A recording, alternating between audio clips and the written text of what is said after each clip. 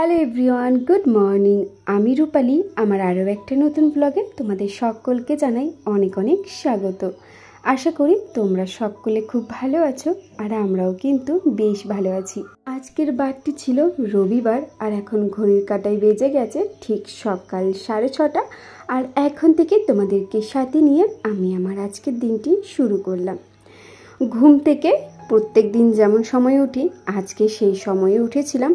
তো প্রথমে আগে সোনামায়ের আগের দিনের যে কাঁথা কাপড় চোপড়গুলো ছিল সেগুলো এখন নিয়ে চলে এলাম সোজা কলপাড়ে, কারণ এই কাপড় চোপড়গুলো এখন ভিজিয়ে দেব। আর তারপর আমি যাব ব্রাশ করতে। ভাবলাম আগে সার্ফ জলে 5 মিনিটের মতো ভেজা থাক, তারপর ব্রাশ করে কাপড়গুলো কেচে নেব। সোনামায়ের কাপড় চোপড় তো খুব একটা নোংরা থাকে না, কারণ প্রত্যেক দিনের জিনিস আমি প্রত্যেক দিনেই কেচে নিই। যখনই যেটা হয় তখনই সেটা কেচে নিই, সেটা আর ফেলে রেখে দিই না।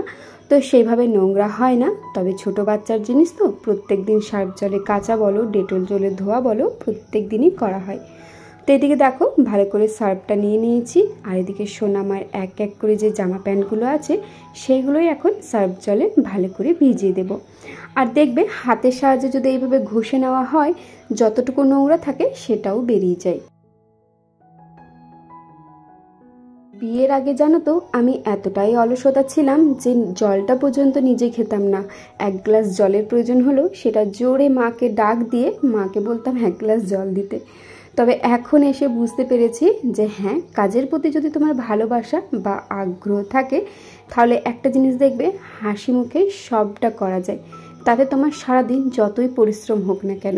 এখন নিজেকে দেখে নিজেরই আশ্চর্য লাগে, যে মেয়েটা কোনোদিনও 1 গ্লাস জল গড়িয়ে খেত না, আজকে সেই মেয়েটা সকালে সেই 6টা সাড়ে 6টার সময় ঘুম থেকে উঠে সেই 2টোর সময় শুতে যায়। এর মাঝে একবারও 5 মিনিটের জন্য বসার সময় পায় না। আগে জানো তো কিভাবে সময়টাকে পার করব, তার জন্য ফোন স্টোরেজে গুচ্ছে মুভি ডাউনলোড করে রাখতাম। বিয়ের আগে আমি এত পরিমাণে মুভি দেখতাম, সারাদিনে 3-4টা মুভি আমার শেষ হয়ে যেত। তবে যতদিন কলেজ লাইফ ছিল ততদিন অতটা সময় পেতাম না, ওই রাতটুকু সময় পেতাম। তবে কলেজ শেষ হয়ে যাবার পর মানে 2019-এর পর থেকে এত পরিমাণে মুভি দেখেছি 2023 পর্যন্ত, মানে সোনামা হওয়ার আগে পর্যন্ত। তবে এখন দেখো মুভির কোনো নাম চিন্তাই করি না যে কোনো মুভি দেখবো বলে। আসলে এখন ভিডিও দেখারই সময় পাই না, তার আবার মুভি ভাবে একবার করে রাত্রিবেলায় দেখব। তবে কি জানো তো, সারাদিন কাজের মাঝে এতটাই ক্লান্ত থাকি যে রাতে আর ফোন দেখতে ইচ্ছে করে না। তবে জানো তো এই কদিন আমার অভ্যাসটা খুব খারাপ হয়ে গিয়েছিল। রাত জেগে ভিডিও এডিটিং করতাম বা টুকটাক ফেসবুকে ভিডিও দেখতাম, 1-2টো সিরিয়াল দেখতাম। তারপর জানো তো যেই 12টা পেরিয়ে যেত তারপর আর চোখে ঘুম আসতো না। ঘুম আসতো সেই 2-2:30টার পর। আর 2-2:30টার সময় ঘুমিয়ে 6টা সাড়ে 6টার সময় উঠতে যে কী কষ্ট হতো, একদমই উঠতে পারতাম না। যার কারণে জানো তো আমার 1-2 দিন ঘুম থেকে উঠতে 7:30টা বেজে যেত। তো তারপর থেকে ঠিক করেছি একদমই রাতে আর ফোন ঘাঁটবো না। যতই আমার এডিটিংয়ের কাজ থাক না কেন, সেই এডিটিংয়ের কাজ, সিরিয়াল দেখা বলো, ফোন দেখা বলো, সেসব কিছু বাদ দিয়ে এখন আর সেসব কিছু বাদ দিয়ে আমার শুধু দরকার ঘুম। দুপুরেও খুব একটা ভালো ঘুম হয় না, যেহেতু সোনামা ঘুমের মধ্যে 2 থেকে 3 বার উঠবে আর তারপর তো উঠে পড়বে, ফিডিং করবে। তো যার জন্য দুপুরে ঘুমটা কোনো দিন ভালো হয়, আবার কোনো দিন হয় না। আর রাত্রেবেলাতেও যদি আমি না ঘুমোই তাহলে আমার শরীর আর কী থাকবে। আর সারাদিন আশা করি তোমরা ভিডিওর মাধ্যমে দেখতে পাও যে সকাল থেকে রাত পর্যন্ত বাড়িতে ঠিক কতটা কাজ থাকে। হয়তো প্রত্যেক দিন একই কাজ থাকে, তবে এই কাজগুলো করতেও কিন্তু জানো তো সময়ের প্রয়োজন, প্লাস নিজের শরীরে এনার্জির দরকার হয়। যাই হোক, আগে যদিও কাজের প্রতি কোনো ভালোবাসাও ছিল না আর আগ্রহও ছিল না, তবে এখন কাজ করতে করতে একটা জিনিস বুঝতে পেরেছি যে না, কাজের প্রতি ভালোবাসাটাও জন্মেছে। আর কি নতুনত্ব শিখবো সেটাও কিন্তু আমার মধ্যে, আমি মনে করি যে এই জিনিসটা আমার মধ্যে আছে, যে কি কাজ শিখবো বা কোন কাজটা শিখলে ভালো হবে। মানে আগে যেমন একটা অলসতা বলো, কুড়ে বলো যেমন ছিলাম, এখন কিন্তু আর সেটা নয়। আগে যেমন ঘর বিছানা যেমন। যাই হোক, অনেক গল্প করে ফেললাম। এদিকে দেখো স্নান করে এখন সোজা ছাদে চলে এসেছি। চলো এখন এক এক করে সমস্ত কাপড় চোপড় মেলা যাক।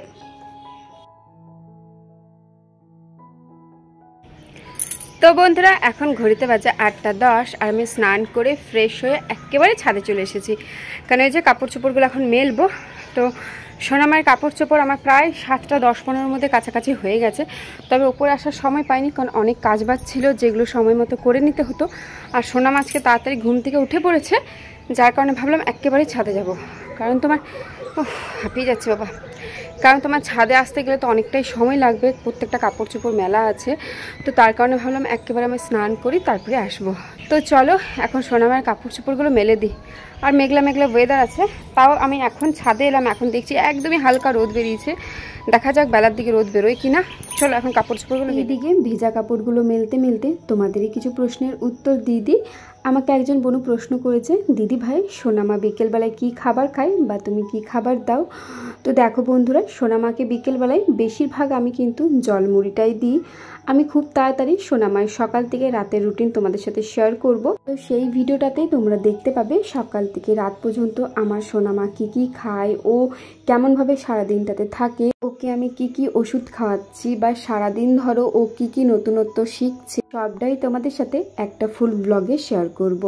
যাই হোক, এইদিকে দেখো আজকের বারটি যেহেতু রবিবার ছিল, তো তোমাদের দাদা ভাই দেখো চিকেন নিয়ে এসেছিল।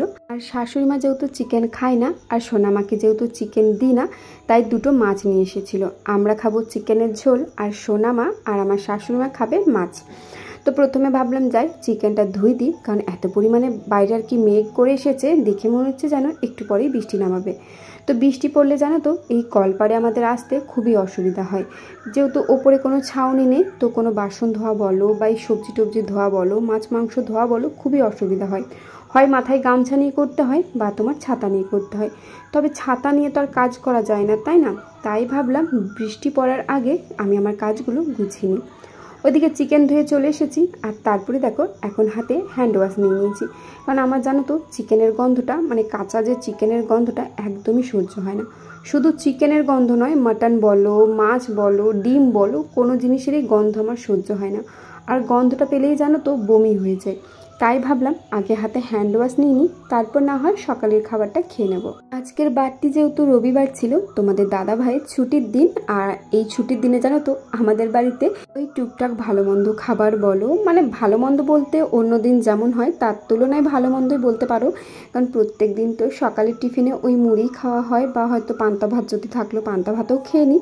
তবে যেহেতু রবিবার দিনটা তোমাদের দাদাভাই বাড়িতে থাকে, তাই দেখো কচুরি নিয়ে এসেছিলো। তো এদিকে কচুরি খেয়ে নিয়েছি, আর অনেকগুলোই বাসনপত্র হয়েছিল। তো ভাবলাম যাই বাসনগুলো এক এক করে ধুয়ে নিই। তো প্রথমে আগে জল দিয়ে ভিজিয়ে রেখেছিলাম, তারপরে ভাবলাম যে জায়গাটাতে আর কি আমি খাবার খেয়েছিলাম সেই জায়গাটা আগে মুছে দিই।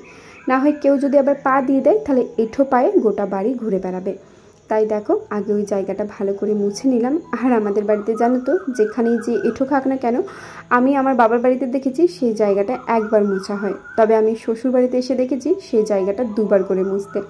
আর আমার কিন্তু এখন এই জিনিসটা অভ্যাস হয়ে গেছে। আমি যখন আমার বাবার বাড়ি যাই, ওখানে গিয়েও যখন খাবার খাওয়ার পর উঠি, তখন কিন্তু জায়গাটা দুবার ধুয়ে দিই। চলো এখন তো জায়গাটা মোছা হয়ে গেছে, আর কাপড়টা মানে যে নেতাতে করে মুছেছিলাম নেতাটাও রেখে দিয়েছি। এখন যে বাসনগুলো আছে সেইগুলো এখন চলো ধুয়ে মেজে নিই। তোমাদেরকে একটা কথা বলে রাখি, আর কিছুদিন পর জানো তো তোমাদেরকে আমি একটা গুড নিউজ শোনাবো। কি গুড নিউজ আশা করি তোমাদের হয়তো জানতে ইচ্ছে করবে, যারা আর কি আমাকে চেনো বা আমাকে ভালোবাসো। তার কয়টা দিন অপেক্ষা করো, তোমাদের সাথে খুব তাড়াতাড়ি আমি একটা গুড নিউজ শেয়ার করতে চলেছি। আর যারা গেস করতে পেরেছো যে তোমাদের সাথে আমি কি গুড নিউজ শেয়ার করতে চলেছি, অবশ্যই কিন্তু ঝটপট করে কমেন্ট করে ফেলো, দেখি তোমাদের গেসগুলো ঠিক হয় কি না। এইদিকে দেখো বাসনগুলো মাজা হয়ে গেছে, এখন এক এক করে ধুয়ে রেখে দিলাম। আর আজকে জানো তো একদমই রোদ উঠেনি, তাই ভাবছি বাসনগুলো শুকাবে কি করে।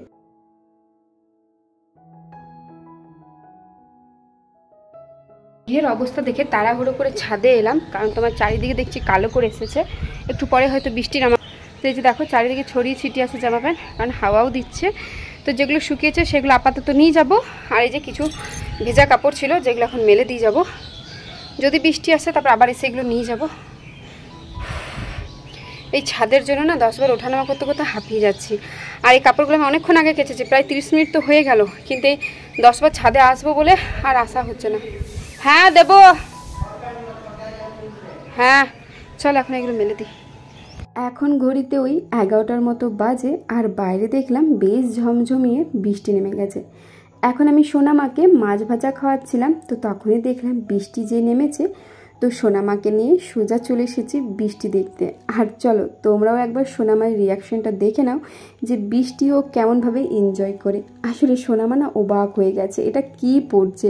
ও একবার এদিকে সেদিকে ওদিকে তাকিয়ে আছে। ওকে আমি বারবার বলছি ক্যামেরার দিকে তাকা, ওর তো কোনো নামেই নেই ক্যামেরার দিকে তাকানোর। ও শুধু একবার এদিকে আর ওদিকে তাকাচ্ছে আর দেখছে এটা হচ্ছেটা কি।